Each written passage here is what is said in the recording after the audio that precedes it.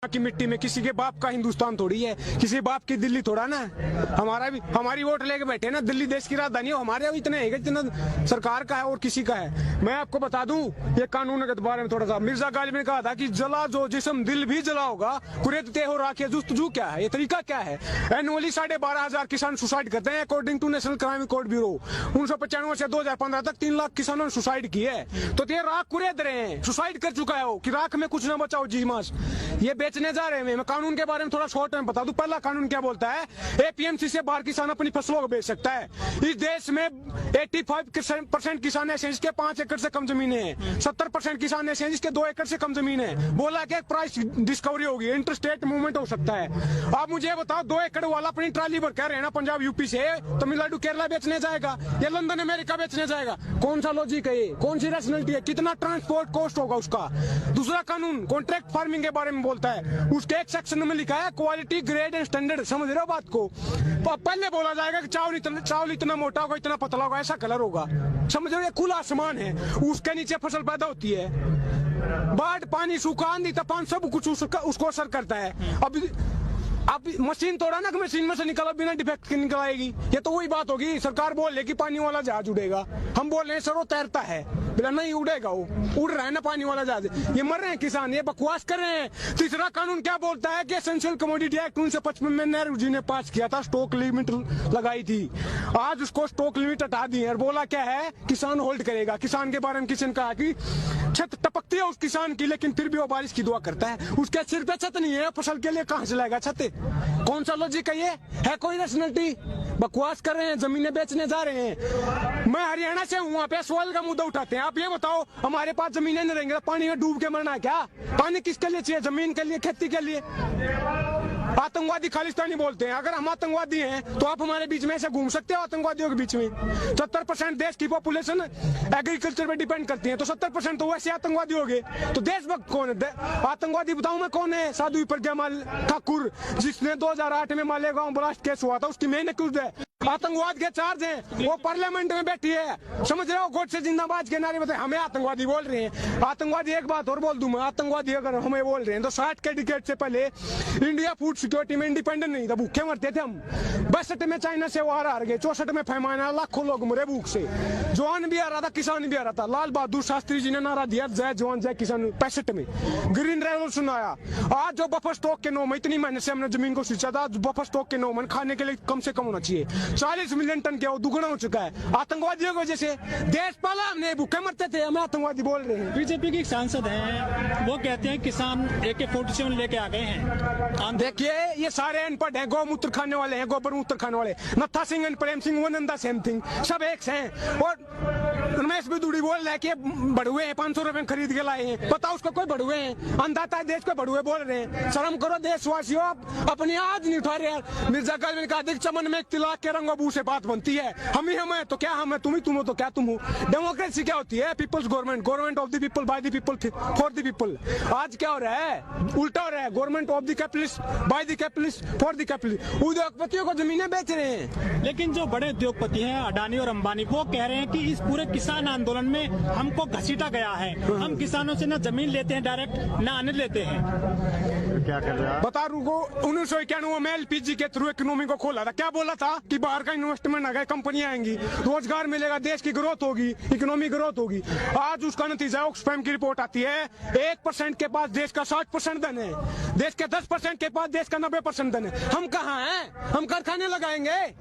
हम PhD करके आते हैं, BTech करके 10,000 की नौकरी देते हैं। 10,000 में ड्रेस नहीं आ रही, कपड़ा नहीं आता 10,000 में। मोदी जी कहते हैं पिंचर लगाने वाला भी रोजगार कर रहा है। क्या लगाने वाला? पिंचर जो लगाते हैं, पकौड़े तलने। हाँ, आत्मनिर्भर बना रहे ना, फिर ताली ताली बजवा रहे हैं। एक ही थाली के बैंगन है, बकवास कर रहे हैं। पार्लियामेंट में 43% क्रिमिनल बैठे हैं। ADR की रिपोर्ट बताती है, Association for Democratic Reform. Kuldeep Sengar rapist, Chinmayanand rapist, साधु प्रज्ञा आतंकवादी, वैसे बैठे हो पार्लियामेंट में, कानून बैठे हो पार्लियामेंट में, कानून बना रहे हैं। हमारा अपराधी हमारा कानून बनाएंगे तो ऐसे बनेगा। कानून मर रहे हैं ना लोग। गुरु तो आसाराम थे, तो आप ही हो ना उन लोगों। किसको? तो पे चुन गया उस टाइम पे, पता थोड़ा ना था भाई क्या ये ऐसा करेंगे। दूसरी बात, चुनने वाली बात आपको गलत लगेगा, लेकिन हमारे देश में एजुकेशन इतनी ज्यादा है कि जैसे कोई इलेक्शन आएगा, कोई हिंदू बन जाएगा, कोई मुसलमान बन जाएगा, कोई ब्राह्मण बन जाएगा, कोई जाट, कोई गुर्जर, कोई दलित। ये जाति पाति के आधार पे वोट देते हैं। शर्म करो आप, शर्म की बात है ये, एजुकेशन नहीं है। इलेक्शन आएगा तब भी इनके साथ मिलेंगे। भगत हैं चिंटू पप्पू पिट्ठू बन के बैठे भाई साहब, ये समझने की बात है। डेमोक्रेसी क्या होती है? डायलॉग, डिबेट एंड डिसेंट, एसएमटी ही डेमोक्रेसी है। यूज करो उसका। तो चुनाव जो होता है क्या विकास को भूल जाते हैं या फिर जातिवादी को लेकर चुनाव? मैंने बोला ना, वही तो हो रहा है। जाति के आधार पे टिकट देंगे, फिर क्या बोलते हैं कि भाई ये जाट नेता है, ये उत्थान करेगा मेरा। दो आदमी जाति के आधार पे वोट लेके जाएगा तो फिर काम करेगा। आपको पता क्या है? वोटर भी तो जात के आधार पर वोट देते हैं। जात के आधार पे, धर्म के आधार पे वोट दोगे तो मन की बात होगी। काम के आधार पर वोट दोगे तो काम की बात होगी।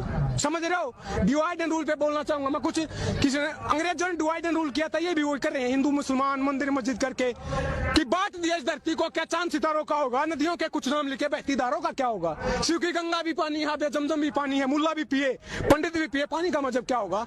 उन फिर का प्रश्नों से पूछो, क्या सूरज अलग बनाओगे? एक ही हमेशा से सबकी क्या भी नहीं बनाओगे? नस्लों का जो करे बंटवारा, नस्लों का जो करे बंटवारा, रहबर काम का ढोंगी है। क्या खुदा ने मंदिर तोड़ी थी या राम ने मस्जिद तोड़ी है? अगर स्टेट मंदिर बनवाएगा तो स्कूल, कॉलेज, यूनिवर्सिटी, हॉस्पिटल, सड़कें, बिजली, पानी ये कौन करवाएगा? इस देश में पहले भी मंदिर बने, सरकारों ने बनवाए हैं। क्या ये आर्टिकल 25 हमारे संविधान का बोलता है कि right to freedom to profess, propagate and practice any और not any religion of your choice.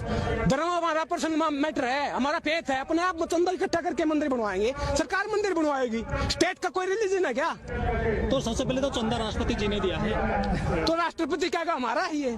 कौन है वो? किसान है क्या वो? नहीं, हमसे बीच से गया क्या? कैसे राष्ट्रपति चुना जाता सबको पता है। सब उनका है, वो तो एक रबर स्टैंप है। सब रबर स्टैंप उठा के लगा दी। आज मुझे बता दो एक भी कानून पे जिसमें राष्ट्रपति ने डिसेंट का भी अड़े हो कि नहीं गलत है, ये सारे कानून पे मोहर लगा देते हैं। पिट्ठू होते हैं सरकारों के राष्ट्रपति।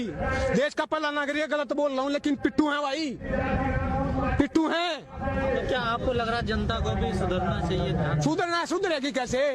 मेजी रेस्टोरेशन आया था 1860 के दशक में जापान में। छोटा सा देश है, खेती के लिए जमीन नहीं है, टापुओं का देश, आइलैंड पे बसा हुआ है। मेजी रेस्टोरेशन आया था, उससे इंडस्ट्रियलाइजेशन हुआ। देश को इतना पढ़ाई लिखाई, ह्यूमन डेवलपमेंट, एजुकेशन, हेल्थ पे इतना खर्चा किया कि छोटा सा देश है। ये जितने है ना दादागिरी के घूम रहे हैं, वर्ल्ड पावर बन के, घुमा के मारा था, घुमा के भगा। यूएस को पीटा, पर्ल हार्बर पे अटैक किया, चाइना को हराया, रशिया को हराया, सारे देशों को घुमागा। छोटा सा देश है। ऐसे ही आज इजराइल पूरा मुस्लिम राष्ट्र, 60 मुस्लिम देश हैं, भगा के मारता है। ये लड़ाई की बात नहीं है, रिवेंज की बात नहीं है, रिफॉर्म की बात है। ये रिवॉल्यूशनरी थिंकिंग की बात है, क्रांतिकारी की बात है। भगत सिंह ने जो वो फांसी हो रही थी ना, उनके वकील ने आके पूछा था आप देश को क्या संदेश देना चाहोगे? उन्होंने कहा था कि साम्राज्यवाद मुर्दाबाद, इनकलाब जिंदाबाद। आज मैं बोल रहा हूँ कि पूंजीवाद मुर्दाबाद, इनकलाब जिंदाबाद।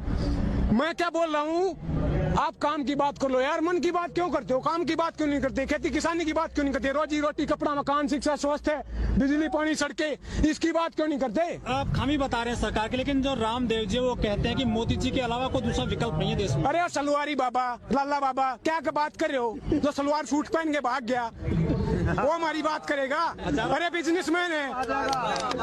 आप मुझे बताओ, आप मुझे बताओ, योगा करवाते हैं किस लिए? शरीर स्वस्थ होगा, फिर दवाई बनाते हैं। जब हम स्वस्थ होते हैं दवाई की क्या जरूरत है? इस गेम को समझे आप। सबसे ज्यादा वो उसी का विकास हुआ है इस सरकार में। हम तो मर रहे हैं, मैंने बोला ना, 12,500 एनुअली सुसाइड कर रहे हैं भाई साहब। वो कहते हैं किसानों ने कानून नहीं पढ़ा और किसान ना समझे, रामदेव बोलते हैं। आके समझा देना, वो कौन सा चश्मा लगाते हैं? रुको बाबा, मैं अगर आप समझाओ ना, मैं आके कौन सा चश्मा लगाते हैं, हमें भी दे दो चश्मा जिसमें कौन लाइन दिखती हो भले की। ये कानून जहर है, जहर। सरकार क्या बोल रही है कि 2-3 चम्मच निकाल देंगे, गिलास भरा जहर का है, बोले 2-3 चम्मच निकालेंगे, अमेंडमेंट कर देंगे, संशोधन कर देंगे। आप मुझे बताओ, एक चम्मच हो एक की मिट्टी में, किसी के बाप का हिंदुस्तान थोड़ी है, किसी बाप की दिल्ली